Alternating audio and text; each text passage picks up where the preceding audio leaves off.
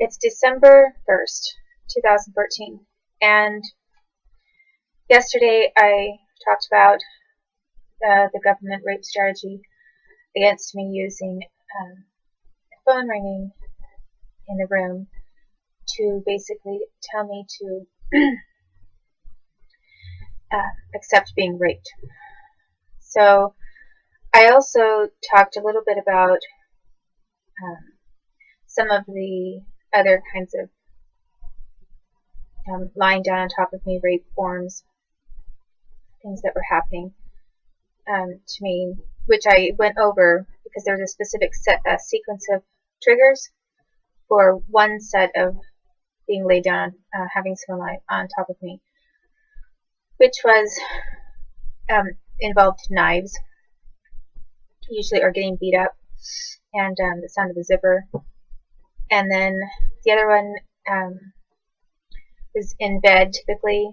There usually was no zipper because they were already in like night clothes.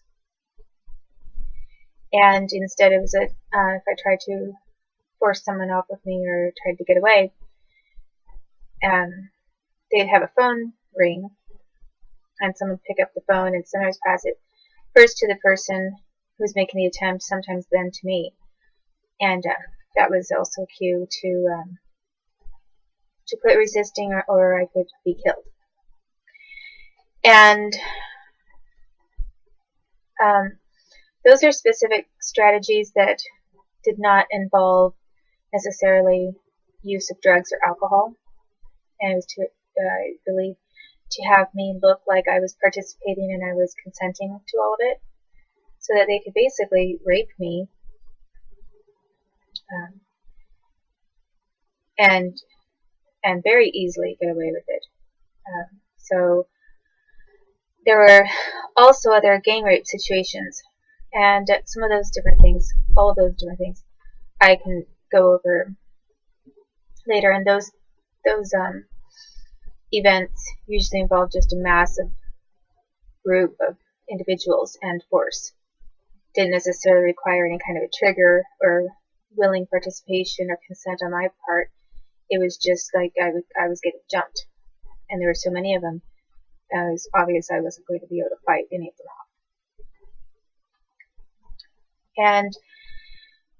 off. And there were a few things that I talked about yesterday. A couple of things I slightly misstated, and that I thought about afterwards. And I want to clarify those things, and then a couple of things that I could add to that. And also the police and military situation where they were, and some lawyers, some of them were driving from Seattle, because I remember some of them being asked about the drive and talking about the traffic on the way over. So a lot of those men who did this big event of coming to my house and laying on top of me and putting their finger inside my vagina when I was a girl were not just immediate locals, but people like from Seattle, those areas. And it wasn't uncommon at all for someone to fly from across the country and show up at our house either. So with the finger thing, that involved a bunch of cops and FBI and military. That was not specifically involving a telephone ringing. So that was slightly different from the coordination of that specific kind of event or circumstance. But it kind of went along with just having someone lie on top of me and intimidate me in one way or the other. And to be more specific, what I was being asked to do is I was being asked, basically I had to touch their penis. I had to touch their penises, and then they were then putting their finger inside of my vagina. And what they were doing, to explain a little more how they were what they were doing next is I said in a misstatement, I said, that someone wiped it off or whatever. Well, that's what one of the guys did. One of them wiped his finger off on the bed, and I remembered that because he was the only one who did that. The others put their finger inside of my vagina, and then they walked to the door and knocked on the door. It was basically to let Bob Jr., one of the twins or triplets that was supposed to be positioned outside of my bedroom door in Moses Lake, Washington. And they'd knock on the door, they'd open it themselves, and he'd be standing there. And usually there were a couple of other guys in the hallway with that Bob, I don't know if they were holding him hostage or what. But they would do this to me, and then they'd go up, they'd hold their finger up, and walk over to him and show him their finger that they had just put into my vagina. And I guess they wanted him to see some kind of evidence that they had something on their finger, or I don't know, but they were walking up to the door with their finger up in the air, with one finger up in the air, the one that they used to rape me with. And I sometimes say molest because it's a slightly less scale, but I think that if someone is actually inserting their entire finger into your body, I think it's rape. So I was actually getting raped by a bunch of cops and military individuals. So a couple of I also misstated something saying that Bob Jr. was getting paid. He wasn't getting paid like they were going to the door and then giving him a bunch of money. That's also another thing I mentioned because one person did that, and it was intended to insult me. It was, here's $20 for your whore, and he said it out loud so that I could hear it, and flipped out a $20 bill and gave it to my dad, basically to degrade me as if I was the prostitute and he wasn't the criminal. And the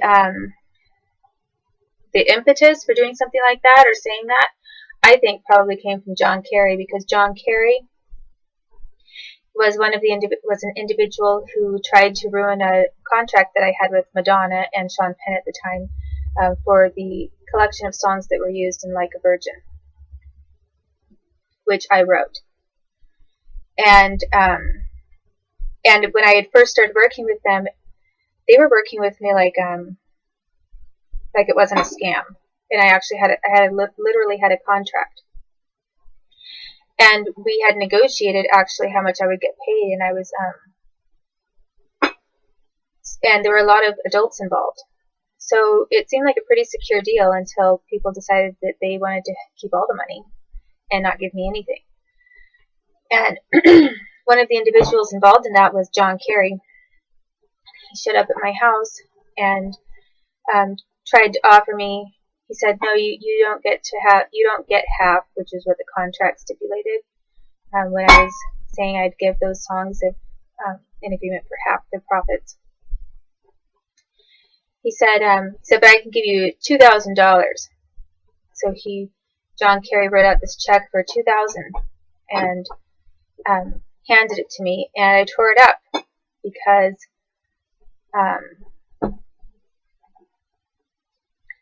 and I actually think that it wasn't even $2,000 from him. I think that he actually stole $2,000 from one of the Bob Garretts who was trying to give me something, who probably made that money himself, and it had nothing to do with John Kerry giving me anything. And but I didn't know that at the time, and all I knew is that John Kerry was insulting me, and I may have been a kid, But he has no business working at all, frankly. He has no business as head of the Department of State. And he had no business being in the position he was even in then. He's a criminal. And he's a criminal that abuses little kids and steals from little girls, which is pretty shameful when you think about that. So when this cop flipped out a $20 bill, called me a whore, and after he just raped me, I think that Carrie had something to do with that. And I'm positive Carrie had something to do with all of it. Because he was involved in trying to discredit me and degrade me from the beginning. And the whole thing about like a virgin was then intended to insult me so that to teach me a lesson about how I was actually a prostitute, not a virgin. So they were bending over backwards to make me feel as low as I could feel. And another thing that I mentioned was Cartwright, Jim Cartwright, saying when I was later in D.C. a couple decades later as an adult, and then at his place or at the hotel room, and he did the same thing, put his finger inside, and then he made a comment. He said, I have a wife. He said, I'm married. And he tried to shame me. And I remembered after I mentioned that yesterday that was something that one of those men said to me when they were all doing their finger in my vagina routine. And one of them, I was being told that I had to put my hand on their penis first, and then they'd or around the same time that they touched my vagina, or I'd get killed possibly. And I was being tortured. So I did that with this one man, like I did with the others, and then he tried to shame me and humiliate me, saying, you know, what's wrong with you? I'm married. I have a wife. Yeah. Like, you really give marriage a good name. In a little girl's room, lying on her flowered comforter, with her on top of it, and you're on top of the little girl. You're a frickin' pedophile, sorry to say, and a torturer. And you've been stealing from this little girl. And you want to shame me. Well, unfortunately, when you're a little kid like that, and a little girl, you don't think about, I mean, you do know that they're all criminals, but you don't think about the fact that none of it's completely your fault, and you don't think about the fact of how they're trying to shame you, because they're shameful, and they don't have any alibis. They can't say, I was a kid when it happened. You know, I mean, I could say that, and they had no excuse for themselves. So, that was something that one of them said,